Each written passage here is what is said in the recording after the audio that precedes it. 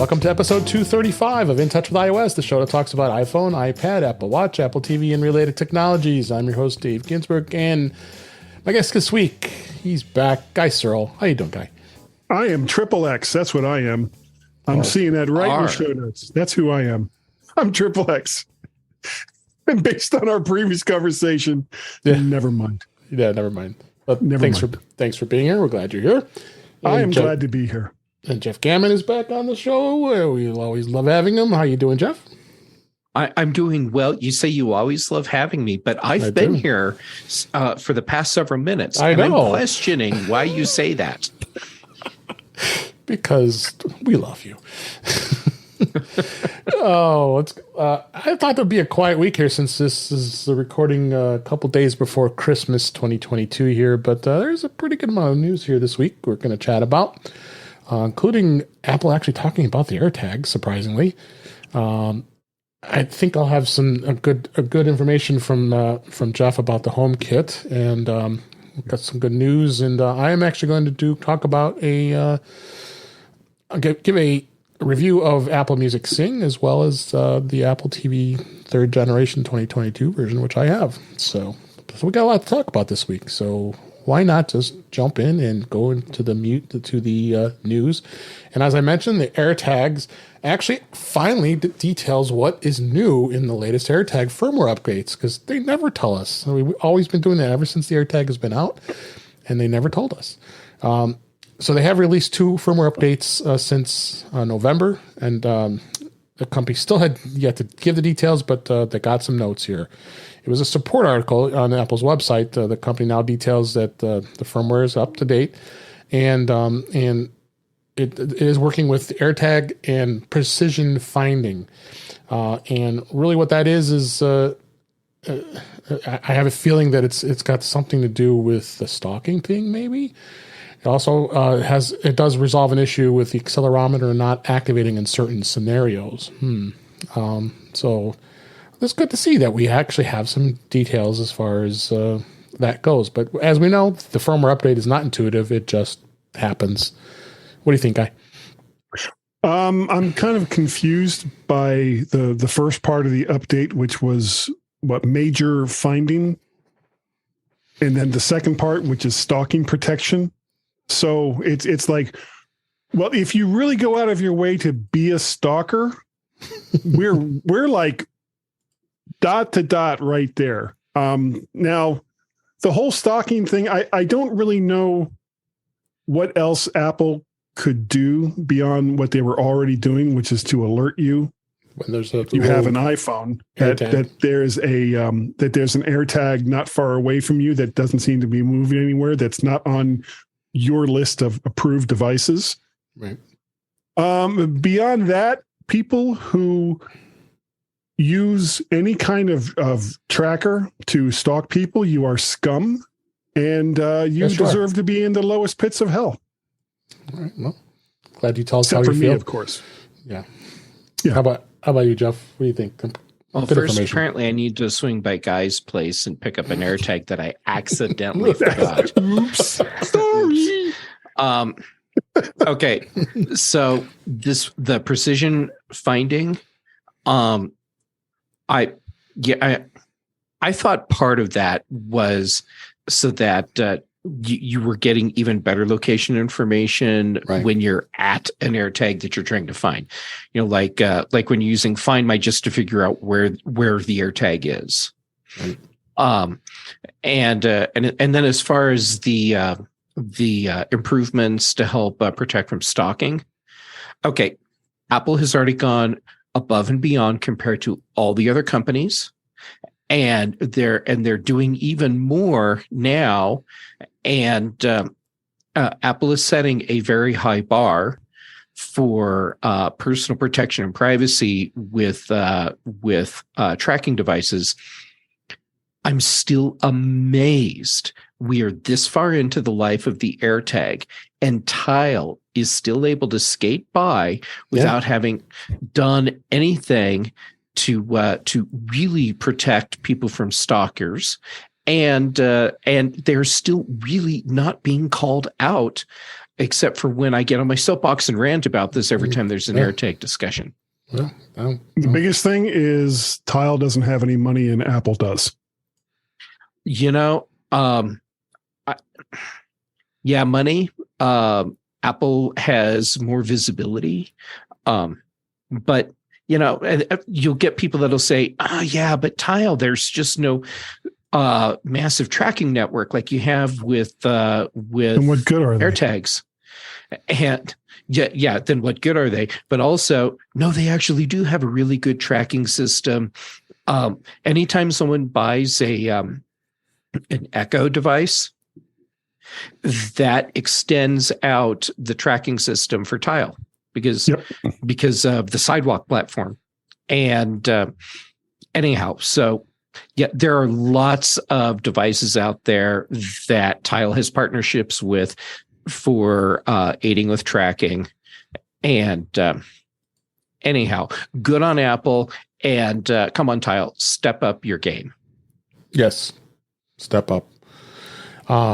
The next story we have here is this was a story a guy brought in. Epic agrees to pay over $500 million in deceptive in-game practices, including making dispute of charges difficult and cyberbullying easy. This was an article. This was actually in the CNN. Excuse me.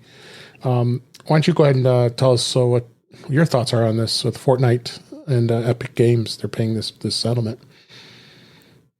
Me? Yeah, this was your story. Oh, okay. Well, it could have been Jeff. The part that I think kind of makes me angry is all of the hand-wringing and hyperbole from Epic Games and Tim McSweeney, for that matter, about how Apple is holding back developers and Epic is the developer's friend, and they're doing what they can so that Apple doesn't collect all these unnecessary fees and blah blah blah blah blah blah blah. And as it turns out, it's all just a pile of crap. They basically, and it's not like this is a huge surprise. They just wanted a bigger cut of the pie for themselves, while still being able to maintain a presence on the biggest mobile platform that makes you the most money, which is iOS. Right. And it's wrong, and they should be ashamed of themselves. And I wish it was more than $500 million, because some of the things that they've accused Apple of, they're actively doing in this story. Apple, if you contact Apple and you accidentally purchase an app, it's relatively easy to say, hey, I would like my money back from this app. And Apple, for the most part, doesn't make it that difficult to get that money back. Yeah, did it for me.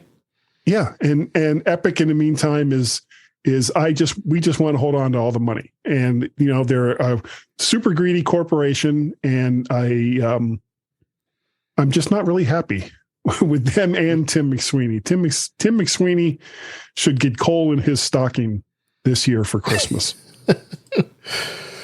Any thoughts on this, Jeff? I think coal right now is going up in value, so maybe pick something else bad to put in his stocking. Yeah. Guys, nailing it. Come on, Epic is acting in a very sleazy way. Yeah. And it's not like they're going to open up their store to third parties and not charge them for the privilege. Oh, and by the way, they do the 30% cut too. Yeah. And don't allow outside stores. Yeah. So Epic having to pay $500 million. Okay, good. They should be penalized for being I just stopped myself because I almost changed it from a family show. But let's just say karma's a bitch. Yeah. Nope, I agree. All right, let's move on here. Next story here. The Apple TV app is rumored to be now launching on Android. Apple plans to make a TV app available on Android smartphones. Of course, this is a rumor. The leaker is claiming that Apple is testing it internally and plans to release it soon, but they didn't give any specific time frame. As we keep seeing, with Apple TV and Apple TV Plus, they just got the MLS season pass next year, and they're starting to work with the Android TV and all this other stuff. So I guess bring it on. We need more eyeballs. It works with Roku. It works with most of the smart all the TV platforms. So. And when you get right down to it, it's a service that makes Apple money, and they don't really care whether that money is going to come from iOS, iPadOS, the Mac, Windows, or Android. All the big platforms. They don't care. It doesn't matter. It's making them money. Yeah. Yep. Definitely. What do you think, Jeff? Well, first, of course, Apple's testing an Android version of the Apple TV app in their labs, and they've been doing it ever since they started working on the software for every other platform. It doesn't mean it will be released, but it's in this case, it's going to be released because, Apple wants to be on all the platforms so that their streaming service is something that everyone is buying into. Yep. So that's got, let's say, get more people to be able to keep the service even more popular. Speaking of unpopular is the demise of DarkSky. We've been talking about this for the last couple months. Well, it's here. Apple is pushing DarkSky users to their revamped weather app as the shutdown looms on January 1st of 2023. It had a little warning at the top there saying, this is data will no longer be here. And here's all the features. And Apple saying, they even published a support document highlighting all the DarkSky features that are now in the weather app. But I know, Jeff, you have thoughts because it's not DarkSky. No, it's not. The weather app, I'm glad that it is getting more features. However, it is not DarkSky. Yeah. And what Apple should have done is just made a new icon for DarkSky and changed the app name to Apple Weather and called it good. Yeah. I think that would have been a better option. So as it stands, I have no idea what weather app I'm going to be using come January 1st. I just know it isn't DarkSky and it won't be weather. Well, stay tuned. We'll break that new story when it happens next year.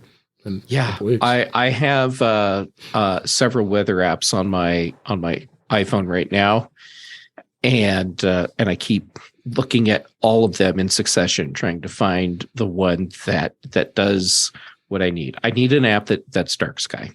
Yes. Guy, did you ever use a DarkSky? Never did. I'm kind of a fan of Ryan Hall, y'all. So, go on over. If you don't know who that is, he's Carrot. He's not a meteorologist, but he plays one on YouTube. I see, and has a huge following. And my wife actually, right this moment, is watching him live talking about the storm that's going across. But I mean, if we're going to talk about apps, Apple's weather app for iOS is fine for me. It gives me all the information that I need in whatever location I happen to be in. If I'm traveling down the 95 corridor, I know I can bring it up and it's going to tell me that in Bum F, South Carolina, it's now currently 24 degrees or whatever.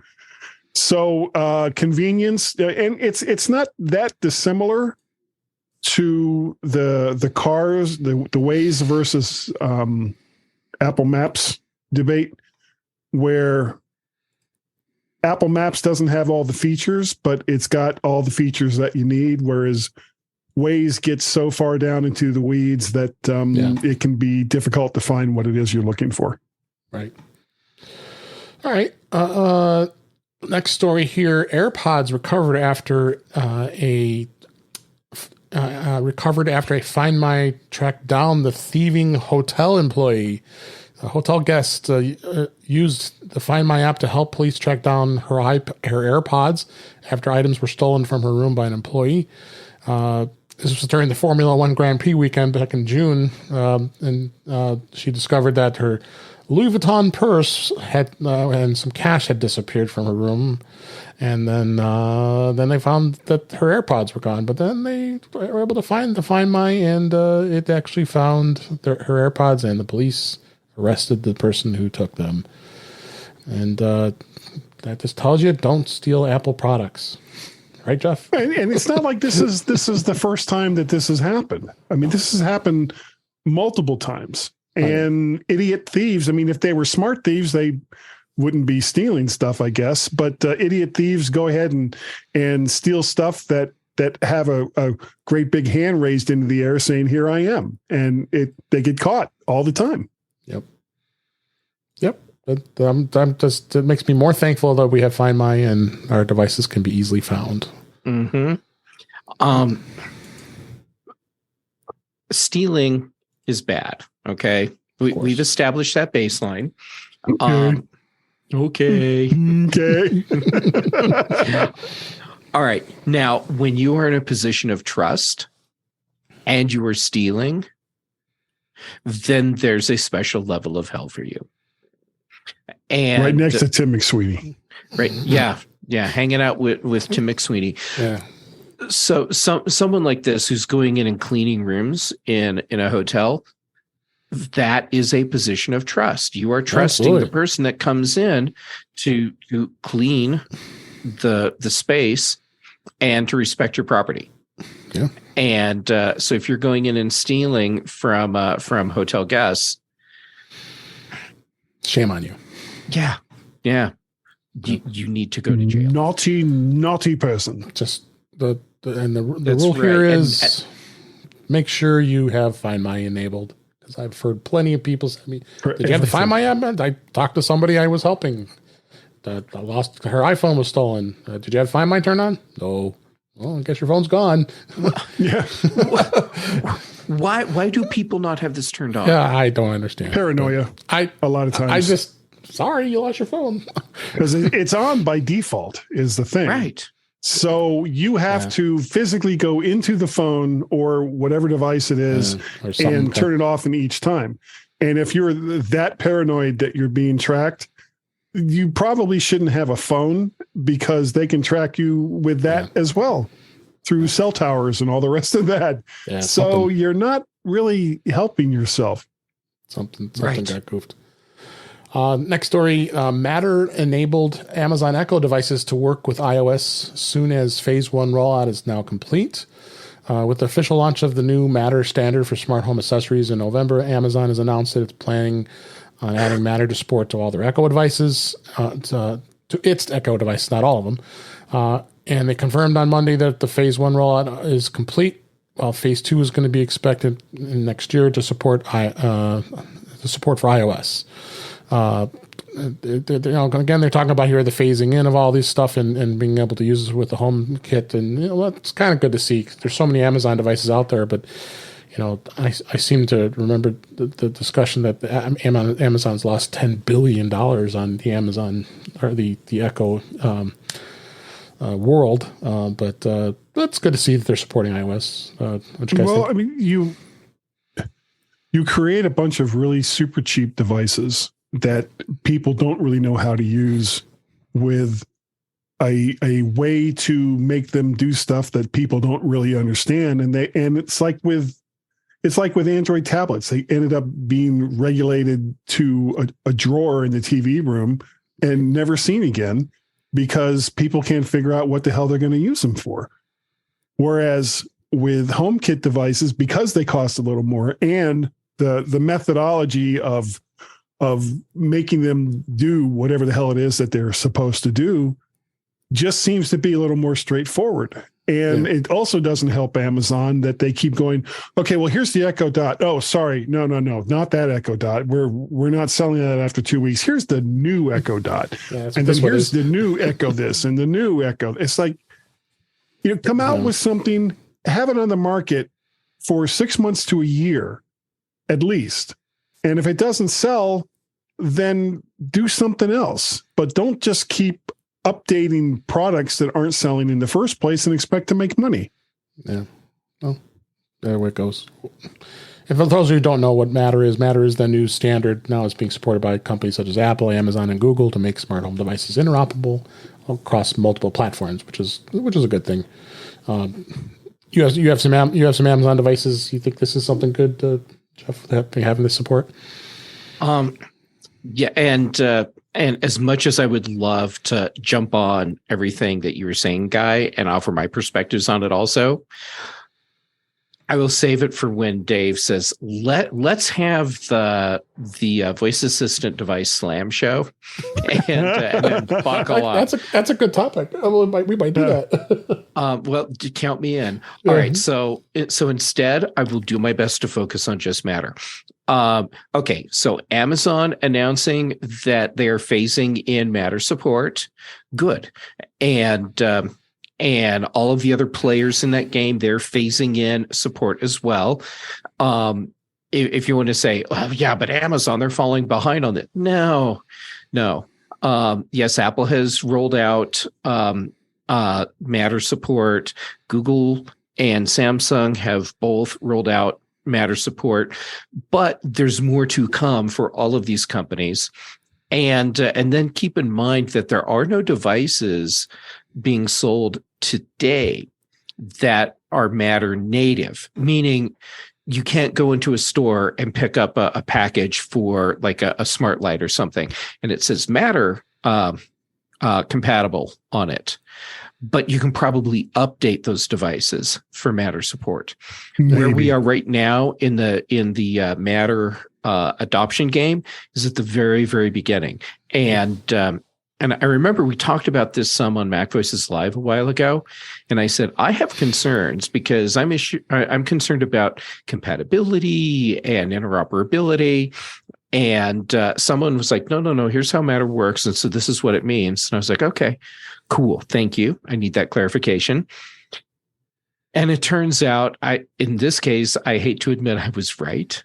It is a dumpster fire. Yes, and there are people that have done the Matter transition for devices that they have. Like Eve devices are a great example. HomeKit only until you do a Matter update on them, and then everything can use them.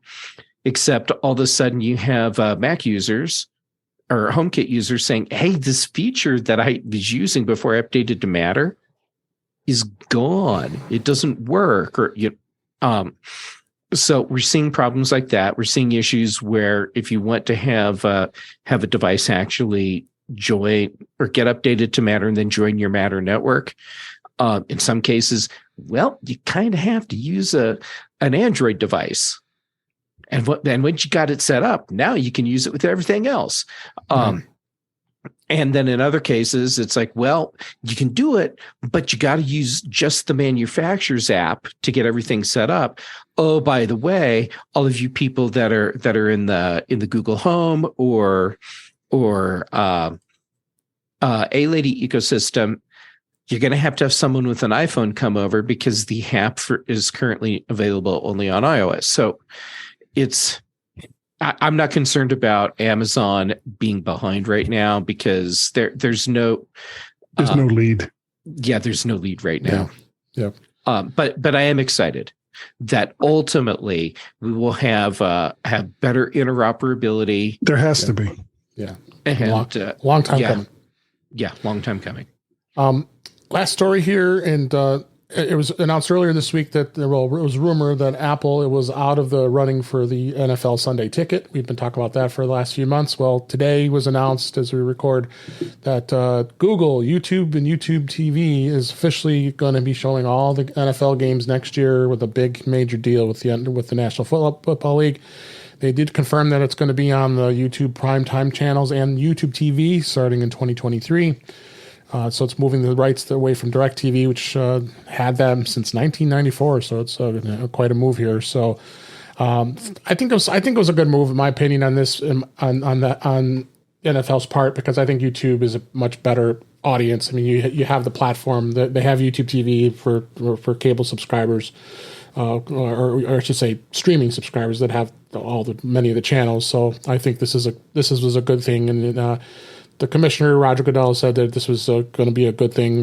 It's going to be a completely new way of the fans across the United States will be able to follow the NFL. Because I also heard rumors that Apple was considering, okay, yeah, we're going to do it, but it's going to be included in the Apple TV Plus package. I'm like, what? Other than that, we're going to charge $6 or $7 a month for NFL. That NFL wasn't going to go for that. So I have a feeling that's why Apple backed out. Guy, you and me both being the football fans we are, what do you think on this? I think this is a good deal. I don't know if it's such a great deal. No? Part of the problem with the DirecTV implementation. Thank you. Was that if you weren't on DirecTV, you couldn't get all the games. And it was the same thing. I had the NFL Plus app because it was like, oh, great, I'll be able to watch Dolphins games finally. It's like, no, I can listen to them like a caveman, but I can't watch them. Well, now you will if you had this package. Well, if the game was on a major network, and we're talking to Miami Dolphins, so it was never on a major network or hardly ever on a major network. Right. Then I could never see my team. And the only games that I could watch, and it was mostly through Hulu, was whatever games were playing locally. Right. And it's like, what I don't understand about the NFL, they make a crap ton of money from advertising. It's like the number one, probably neck and neck with European football for being the most watched sport in the entire world. It's certainly way, way up there. And if people want to watch their team, you live in Duluth and you want to watch the New York Giants, but you can't because the only games you get are the Green Bay Packers. Right. Who cares? All of these streaming services should be allowed to show these games with focused advertising toward the people that are watching the games. And you don't charge that much for it because right now you know this is going to cost hundreds of dollars. Right. Especially if you're not subscribed to YouTube TV, how are you going to watch these games? Well, it says we'll find out details. Package. We'll find out details. You may have the possibility of it just being on the prime time channels, I suppose. You can watch it that way. But yeah, you're right. You probably have to. I have this feeling. Yeah, you're gonna need to be a YouTube TV subscriber to be able to get access to it. So there's no details as of yet as how YouTube is going to handle it. But I think I think it was the good choice as far as the platform goes because DirecTV, it needed to go away. And you're right because of the fact that with DirecTV, the only way you could get the Sunday ticket was as being a subscriber to their satellite service, which was crazy. Yeah, for all those years. But there was a discussion between Tim Robertson and David Cohen over in TechFan long time ago. And we actually had it on one of our commercials on my Mac where David Cohen was basically saying, look, the NFL is going to go to a subscriber-based system to where you won't be able to watch the games for free on network TV anymore. And Tim was basically telling him that he was full of crap. And it's like, I'm seeing all There's these still contracts with the network still. Contracts run out, Dave. Contracts run out. They could renew them. Anyway, I don't want to get into a deep debate about this, but I just think it was a good thing. I don't know if you have anything to add here, Jeff. I know you. I actually do. Okay, good. Listening to this discussion reaffirms to me why, even if I suddenly decided that I wanted to get into spectator sports ball. Why it would never, ever, ever be American football. I've always felt that American football is like watching a micromanaged board meeting. And why would I want to watch that? But then putting in everything that you just discussed about how complicated and difficult it is to find the game that you are interested in watching, that's ridiculous. Why would I ever think about trying to get into something where the the barrier to entry is this essentially a Great Wall of China that I now have to scale or figure my way around, and I don't need to do that. Yeah. Holy crap, And this is super ridiculous. expensive. Yeah. So, all right, let's go ahead and move on. I don't want to get too much of that debate, but it'd be interesting to see where things go. I'll just add that the NFL and the networks always had those rules. You always knew the rules when you went and watched the game on Sunday, whether it was on CBS, NBC, or ABC, or wherever it was. That the home. Remember the times where the home teams had to be a sellout, or the local game wouldn't be. All those stupid rules. So And they're having trouble doing sellouts now. Right. A lot of times. Anyway, Okay. sorry. And we're not done yet. go ahead. Holy crap. They are raking in money faster than it could be printed. They are essentially just reaching into all of their fans' pockets and taking every dollar out that they can. Monopoly too. And my tax dollars are paying for a stadium that they don't have to pay for so that they can do this. Oh, hell no. Yeah. I am so not into that. Yeah. That new stadium in LA, over $6 billion for that stadium. Yep. Okay, let's go ahead. We're gonna go on and do on to the topics this week. Beta, the iOS 16.3 and iPad OS 16.3 beta 1 is continuing for this week. There wasn't really much notable as we talked about last week when it was released. The new features. They're hoping that the Apple Music Classical comes out, and who knows if that's being synced with 16.3. But of course, the physical security keys for the Apple ID, that was the one big thing that was added. We talked about that. So, but not much else to talk about that with beta, unless you guys had anything to add before I move on here. No. I know what I wanted to also talk about is Apple Music Sing. I had an opportunity to, and I did it privately because I didn't want people to see me sing. But Oh, come on. but Why didn't you live stream? I should have. Yeah, yeah. My bad singing. No, my singing's not that bad. But so it is a really good experience. I'm very impressed with it. It's a karaoke type experience. I'm assuming you guys haven't tried it yet, so I'm going to go under that assumption. So the biggest thing that is really cool is the fact that you can adjust the vocals, and all it does on the iPhone. And when you start playing the song, and you go into Apple Music, you pick one of the songs, and they have of course playlists galore. You go in, pick the song. And as soon as the song starts up, your lyrics are already there, just like a karaoke machine. And then there's a little button down there. It's a microphone that allows you to adjust the vocals. So you can reduce that mic all the way down so you don't hear the vocals at all, or very, very faint. And it's real time lyrics, and you can sing. They also have the background vocals where their lines are sung simultaneously, can animate independently from the main vocals, makes it easier to follow.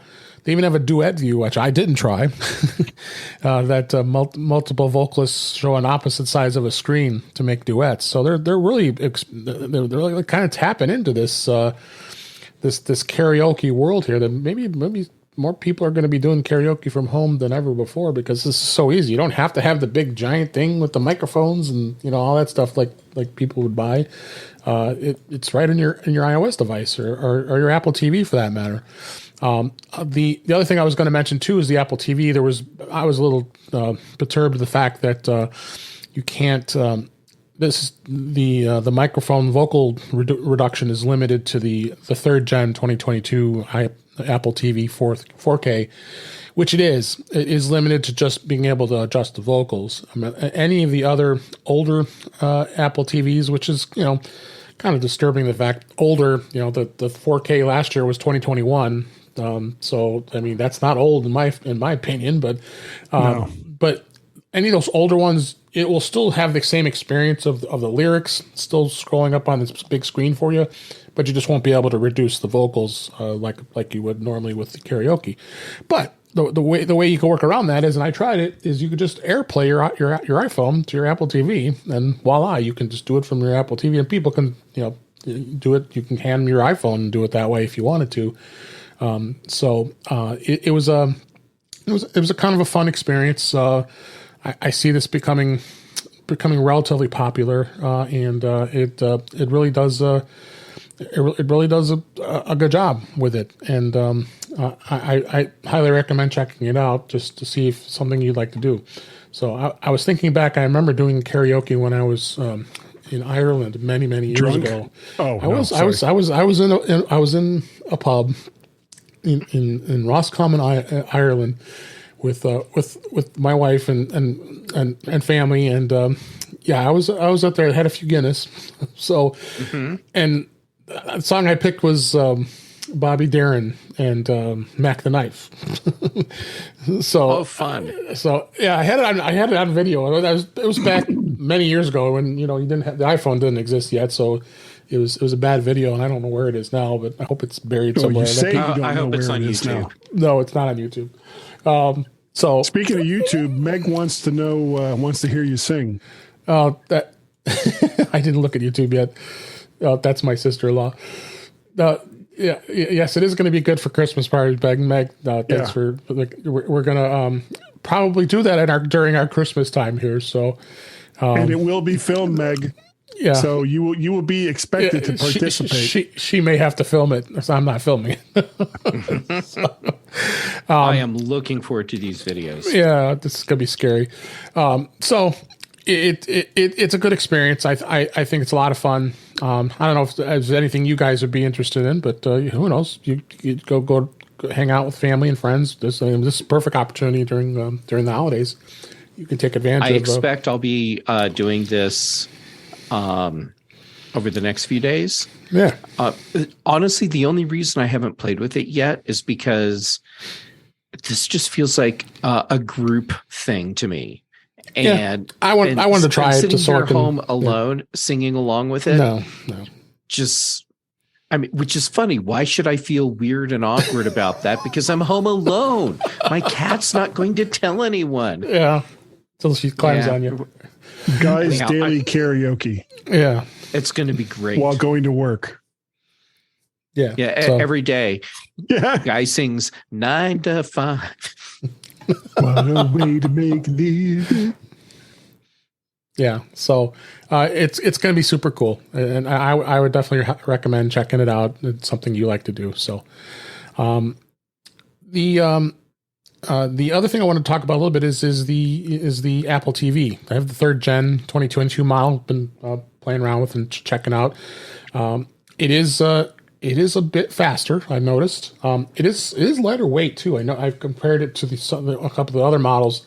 And I was surprised how much lighter weight it is. And I don't know if I have the one here, but they did change it. So now, we used to have the logo on the Apple TV where it'd say the Apple logo and then TV. Well, now it just has the Apple logo on it. They don't even have that anymore. So they kind of changed it, which was kind of strange. But there are 2 models of the 2022 model, the 4K 3rd gen, and what the 64 gig does not have an Ethernet connection. So they cut the price down a little bit.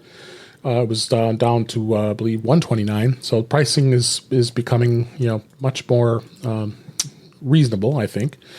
And then the one with the Ethernet is 128 gigabytes, and does have the that as well as Wi-Fi. So it's gigabit Ethernet in the Apple TV. So for those who want to have a real true connection and have some fast connection without having to do it over Wi-Fi,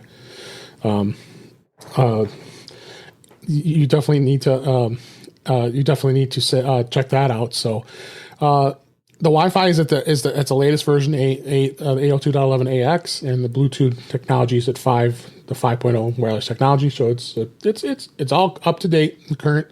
But I found it interesting because I was doing some swap arounds with some of the models I had, and for other locations, and I put an article here in the show notes. Actually, this is a support article from Apple about how to identify your Apple TV, because it sometimes can be a bit of a challenge there to find out what the heck's what. So they got all the 4K models all the way down to 2017 model, which is still a perfectly good one if you have that still, other than the crappy remote. But and then the HD, which I think you have that, right, Jeff, the HD model.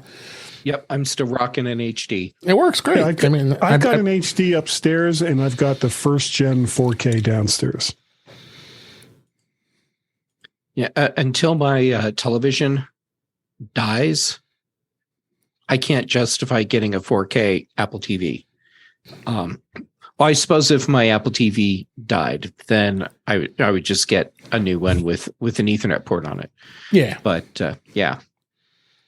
So yeah, it was fun to go through that and just check the devices, and you do need to notice the speed difference. I do. I mean, it's a much faster processor on the new model. Quite a jump between the HD version and the 4K, either 4K models. So, but I think Apple's really doing a great job with this, and it's going to be interesting to see where this device goes. And the pricing was pretty reasonable for Christmas time. They were selling these 4K. I think they were selling as low as $80 the 4K second gen. Wow, which was like really like the lowest price I've ever seen on those. But check out that information in the show notes. We've got the article there, and definitely is going to be something interesting. I did have one snippet article here I wanted to talk about really quick is how to pair the new Apple TV remote. Especially those who you buy the new remote, which actually is a great remote here, and I have it here on camera here. Of course, I got a few of these now. So this remote is so much better than that crappy black remote with the touchpad. But there is ways to actually get it to sync, because when you have it does get paired to the original Apple TV that you had, or if you buy a new one, then you have to go through the pairing and just go through the settings. And the article here talks about how to pair it, how to do it. You hold any button down, it'll have that message up on the screen telling you bring it closer to pair it. And it made it super easy to do it. So check out that article too. And don't forget using your phone as well. Yeah, your phone. I do it. I'll use it all the time. Yep. Because I've gotten rid of the cable box I had through Comcast, and now I'm using the Xfinity Stream, and happy not to have to pay them $9 a month for a freaking box. And it works. It's pretty reasonable. So, it's definitely something that's worth it. So,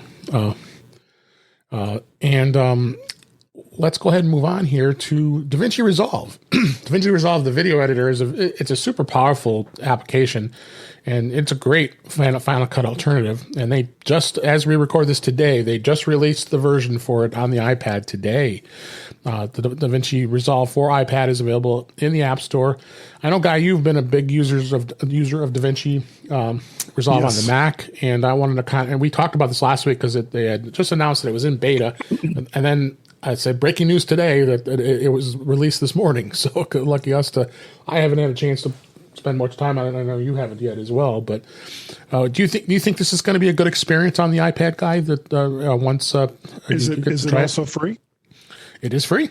Yes, you can get the studio. The studio version is $95, and the free version is just like what you're working with now on the Mac, free. Wow. Yep. The free version of and this is from Blackmagic, right, is the name of the company that puts it out. And the main reason why they put it out for free is they want you to buy their hardware. But if you don't want to buy their hardware, it's still, even the free version, and there are things that the free version doesn't do as compared to the paid version. But for 90% of the people out there that want to do video editing, Davinci Resolve gives you, besides just being a video editor, it's an audio editor, it's color management. You can do motion graphics with it. I mean, it's the scale of what this application can do as compared to other professional, very pricey applications is astounding. And it's a great program. And I haven't used it in a while because I've been using a different program called CapCut, right? Not because I'm not happy with Davinci Resolve, but for the kinds of stuff that I do with Guy's Daily Drive and the My Mac podcast, I don't need all the bells and whistles that DaVinci gives you. But if you're serious about video editing, take the time to learn DaVinci Resolve. And the best part about it is some of the things that you will teach yourself in DaVinci Resolve will likely be able to be transferred to Final Cut Pro, Adobe Premiere, some of the other very popular, professionally popular video editors that are out there. And the fact that it's for free is just icing on the cake. It's crazy. And I can't wait to try it on the iPad. Yep. It's before I get to Jeff, the compatibility with this app is it does need an A12 Bionic chip or later, so that covers the iPad Air, it's like 3rd gen. Years. Yeah, it's going back 4 years. Yeah, so the 8th gen iPad and the iPad Air 3rd gen, it will work with that. I don't know what the experience is going to be since it is a little slower, but at first they were talking about it maybe only be on the M1 and M2 processors on the iPad Pros, but no, it looks like I installed it on my 2018 iPad Pro and it works fine. So, but Jeff, you of course love LumaFusion. I know that's your go-to video editing. Is this something you might want to explore? See how DaVinci would be for any of your workflows? Oh yeah, I haven't had time to download Resolve yet, and I'm just came out today, so yeah, true. But apps like this are the kind of things that I like to jump on right away and play with. I'm intentionally not installing Resolve yet because I have so many other things that I need to focus on right now. Right. And I know that if I install Resolve, that's it. Everything else is back burner. And so I'll install it soon and play around with it. And I'm looking forward to doing that. I'm amazed at how many people I have chatted with that have been looking forward to this coming out that are saying that they prefer using Resolve now over using Final Cut Pro. I got to try it more because I've been using Final Cut Pro. So, yeah. Well, the cool thing about DaVinci Resolve versus Final Cut Pro, with Final Cut Pro, you have standalone applications. You have the color applications, you have the motion application, and then you have the video editor itself. It's all built in to DaVinci Resolve. It's just a matter of you don't have to start another program. It's just a different tab and a different workflow. That's great.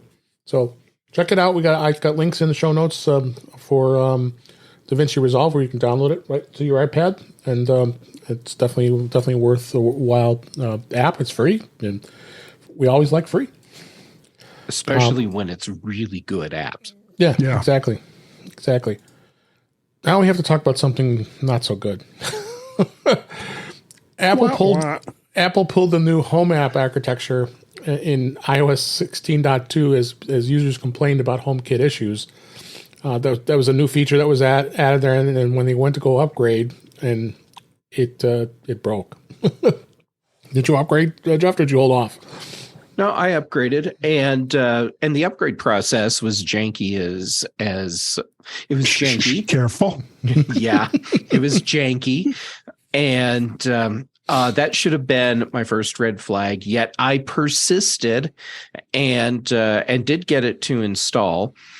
And once it was installed, I saw no improvements anywhere. Oh.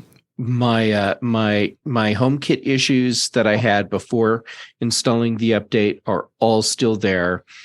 I don't know what in the architecture it's really supposed to be fixing and improving, but whatever it is, it's not happening in my place. Lovely. And now they've pulled it, and I'm like, great.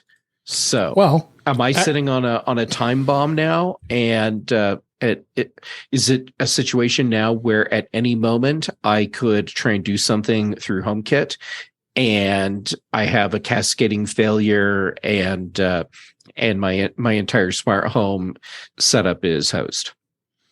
Well, Apple did recognize that it was a problem, and they did publish a support article that I put in the show notes here that's designed to help those who are having issues with the HomeKit, that outline what they can do when they can't access a home or accept an invitation in the Home app. They're saying that Apple was saying that on the iPhone or the iPad, running 16.2, users should remove the home option on any listed homes that doesn't have accessories. If they invite a user and had home with accessories, Apple support must be instead contacted for help. Oh, good luck with that. Yeah. My translation on this is basically if something goes wrong now that you're running 16.2 and you've done the update, that you just have to nuke and pave and start over. Yeah. And that's not good. And I have done that in the past because of issues with HomeKit. And holy crap, if I had to do that again, I would seriously question whether or not I wanted to do it on HomeKit or figure out workarounds to make all this stuff work on the A-Lady platform instead.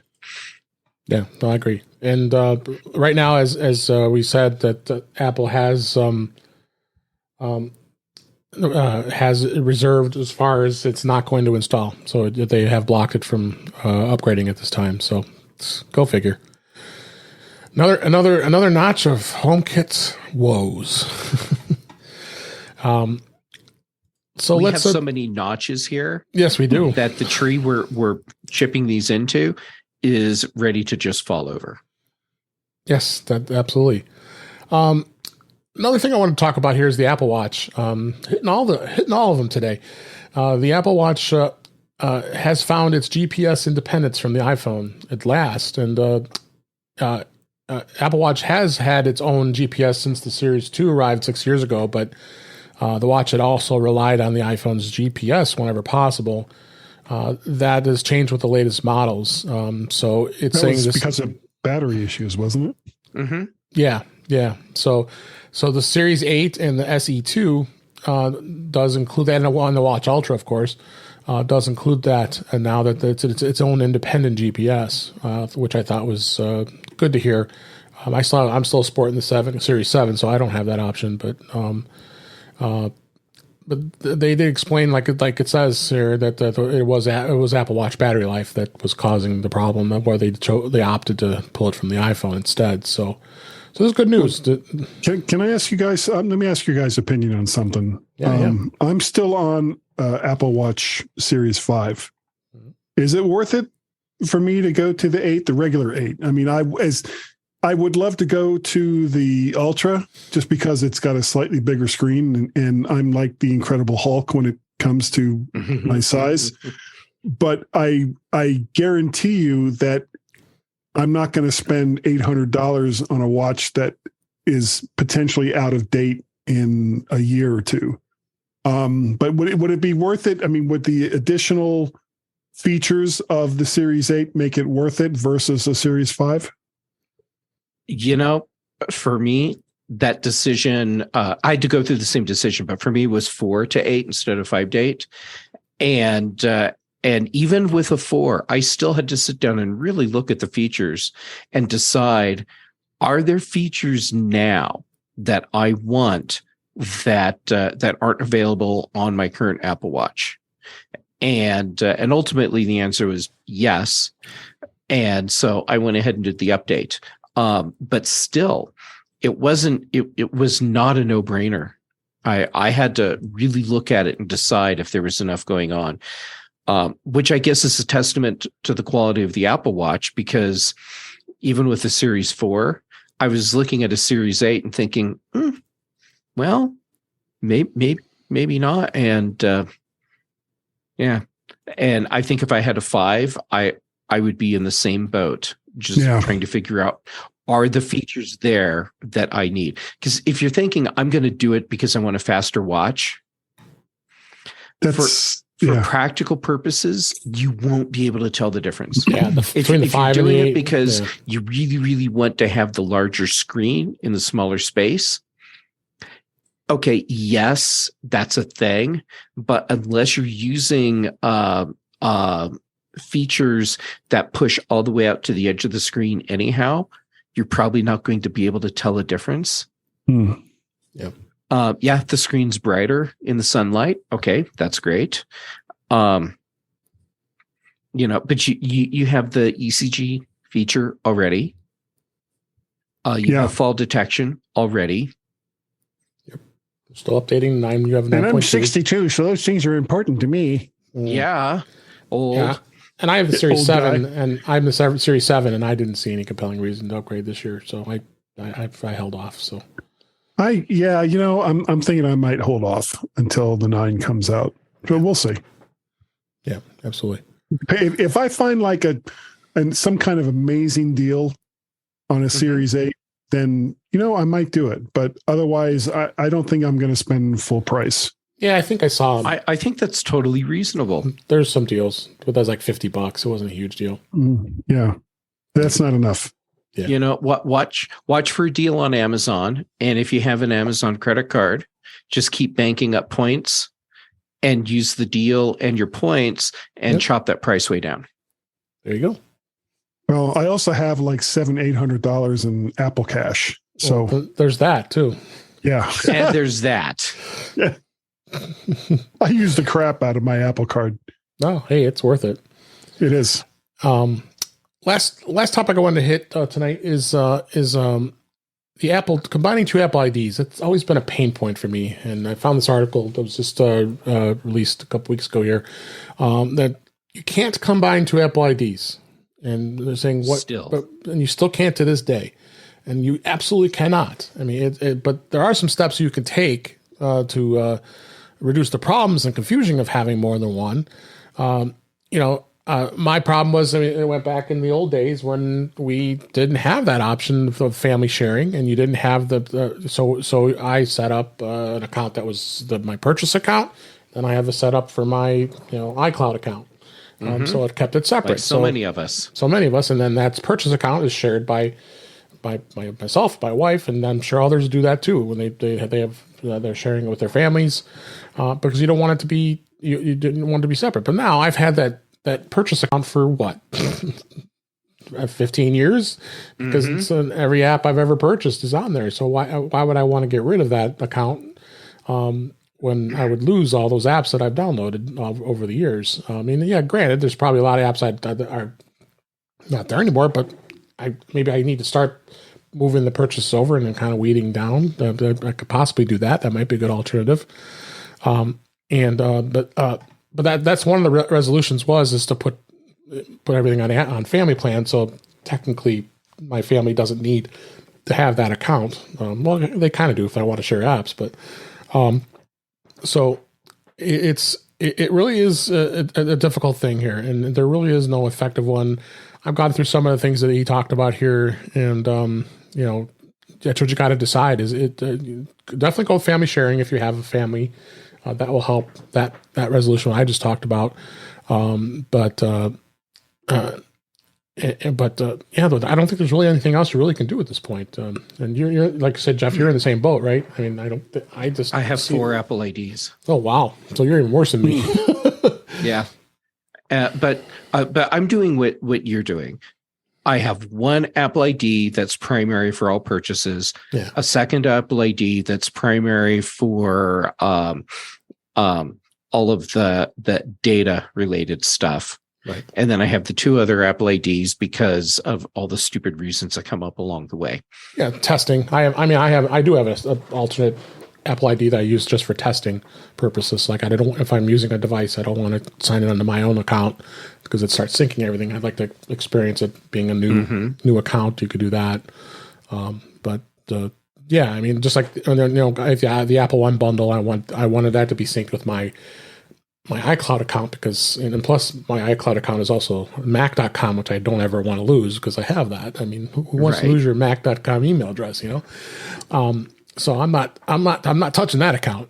So I just use that as the account for iCloud, and then the iCloud is shared with my family because I have the Apple One bundle, of course, and get the 2 terabytes. So it seems to work out. Do you have multiple accounts, that guy, or were you smart and only have one? I had an account early on. Oh my God, what was it? .me. Yeah, I have them all. Kind of. Yeah. Yeah, I started with iTools or whatever the very first was. Yeah. And for the most part, because iOS wasn't even a thing then, it was mostly other kinds of content. It was movies, it was TV shows, it was music. Yeah. And I ended up having to abandon that account. And I don't remember the circumstances behind it. Right. But what I basically did was, it was mostly the music that I was concerned with. So I just converted everything into MP3 and exported it, and then re-imported it into my current Apple Music account. Right. And I had all my music again, all the stuff that I'd already purchased. A lot of the TV shows and movies that I had in some of those old accounts, it wasn't really all that much, but it was enough to where I was kind of like, I wish I didn't have to do this, but I did. And if it was stuff that I found that was really compelling or stuff I knew I was going to watch again, then I just, hate to say it, bit the bullet and went ahead and repurchased it. Yeah. Oh. I think I'm going to stick what we have, and then just don't want to mess with it. It seems to be working. Honestly, Apple, just merge them, darn it. Just merge them, please. Come on. This has been ongoing forever. 20 plus flipping years, he said, almost with a bad word. Yeah. And you should just go ahead. Let us merge these old accounts together, at least as far as content goes. Yeah. Well, but of course, there's the problem as well that Apple doesn't own the content. They're selling that content for copyright holders, and they can't necessarily just say, well, okay, we're going to move it from this account to that account because the copyright holders are going to want their cut again. Right. And damn them too. Tim McSweeney, who was the other person? Special rungs of hell for all these people that we're talking about this week. Yeah, I think part of this is also poor planning or design on Apple's part. Yeah. I remember when I first had to start dealing with dual accounts, and I'm on the phone with Apple support, and they're like, well, this whole system that you signed up for, that's not compatible with anything we're doing now. So you have to create a second Apple ID. And now everything that's in this old account that's not compatible with anything that's new, you just lose it all and start over. And I'm like, well, but I've paid all this money for all this stuff. And they're like, well, okay, so it's not compatible, but it's still compatible because all the stuff you have there, you still have, and you can still use it for buying, and you can use it for everything else. And I'm like, then why is it not compatible? It's just not. And problems with that have cropped up along the way. Like at one point, when Apple was doing a transition with developer accounts for two-step versus two-factor authentication, I got locked out of my account because my .Mac account is old enough that it didn't support what they're doing now. And they actually had to have engineers go in and do something with my account so it would still work with whatever the new stuff is that they're doing. And so I have my old account, then I have my other account that I had to make later on that Apple has had to jury rig to keep working. And I'm like, seriously, people, how poorly designed is this, where this is what we have to deal with in what for many people is a personal environment, but for a lot of us is a professional workspace. Yeah. All right. I'm off my soapbox. No, I mean, this was a good topic because I want people to just be aware of this again. It's something that it's difficult. Just can't do it, and just kind of manage them as we suggested here. So, programming note for next week, we'll have one more show for the year end, and then week after that, I'll be attending the Consumer Electronics Show, CES. Nice. The first week in January. So not at all jealous. Take a week off, and then I'll bring all that great content. What happened at the show the following week. So we got one more show of the year left, but I want to wish everybody a happy holidays and Merry Christmas and all that fun stuff. But let's Chris go ahead. Hanukkah. Yes, like you said. So let's go ahead and wrap up for this week. That's a wrap for this week. Please send your comments, questions, and suggestions to our email address, which is at feedback@intouchwithios.com. You can follow us on Twitter at intouchwithios. Support the show by buying me a coffee at intouchwithios.com/coffee. We would really appreciate it. You also can become a patron of the show by going to patreon.com/intouchwithios. We have 2 tiers available to support the show. We'd really appreciate it. Make sure you like, share, subscribe so you're notified when we are live streaming, which is usually on Thursday nights at 8 p.m. Eastern Time, 5 p.m. Pacific, on our YouTube channel, which is youtube.com/intouchwithios, where you can watch and listen to past shows. Visit In Touch with iOS magazine on Flipboard, where many of the topics we discussed are flipped right into the magazine. The link is in our show notes. You can subscribe to the show in your favorite podcatcher, including Pocket Casts, Overcast, Apple Podcasts, and many others. But better yet, go to our website at intouchwithios.com, where the links to all the ways to listen to us are there. I am Dave Ginsburg. You can find me on Mastodon at mastodon.cloud at DaveG65 or Twitter at DaveG65. And guys, Serle, thanks always for being here. Always great conversation. Where can people find thank you. You can find me. Email address is guy@mymac.com. You can find me over on the Twitters, both MacParrot and VertShark, as well as over in Counter Social and Mastodon as MacParrot. I am VertShark over on the Tubes of You, where you can also like, share, subscribe to all the crazy stuff I put in there. And we have a Skype telephone number. By God, yes, we do. And it is 1 or +1 outside the United States, 703-436-9501. People still use Skype? Oh, yeah. If you Skype, you can take that 1 and that +1 and just throw it away. Oh, thanks for being a guy. Sure. Jeff Gamet, thanks as always for being here. Where can people find you? Oh, stop it. Dave, it's always a blast to get to hang out with you. Yeah. And I'm going to be living vicariously through you at the beginning of January when you're at CES. I do miss that show. I had so much fun at CES. Never gone. It is so much fun. It's a lot of work, but a lot of fun. Dave, when I'm not hanging out here with you on Thursdays, I'm probably hanging out with you and Guy and Chuck on Tuesdays on Mac Voices Live.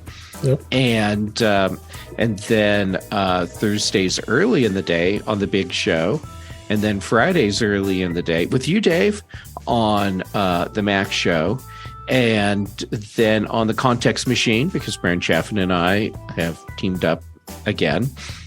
And let's see, socials. Jay Gamet on basically everything.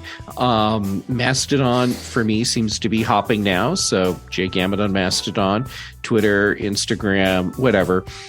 Google me. I'm easy to find. Great.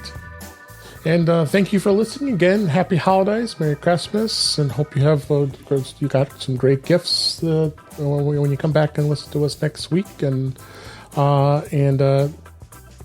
we appreciate you being here. And we will talk again soon.